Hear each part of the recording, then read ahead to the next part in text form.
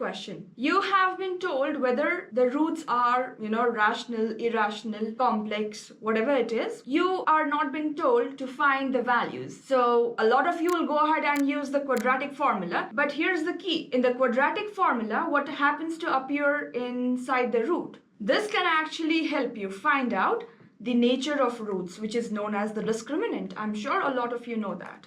Now, just by finding the discriminant, you can find the nature of roots. So don't go ahead and solve for x, okay? Just find out the value of the discriminant, which is done by taking the coefficient of x, the middle term, in a standard quadratic. And then you want to subtract 4 times the product of the leading coefficient and the constant. If you do that, you just have 144, and then minus, you just have 12 times 10, which is 120. So what you got, the discriminant, is positive. So because of 24, you can imagine what happens to this 24 is when you plug it back. Don't plug it back directly, but you can just see you have to plug it back into the root. Yeah, and 24 is not a perfect square. So you think of the perfect square that comes in the factorization of 24. I can think of only one, which is 4. 4 times 6 is 24. So 4 comes out of the root to become the square root of 4, which is just 2. So we can write that as 2 root 6, or you can clearly say that this is something which is now called irrational because of the root number present. So it's clear to me that the roots are irrational. Now, because of this plus minus, what happens is you're going to get 2 distinct values, as in the 2 unequal values, which will be both irrational because of the presence of the root. So hence the option is D, irrational and unequal. Very simple.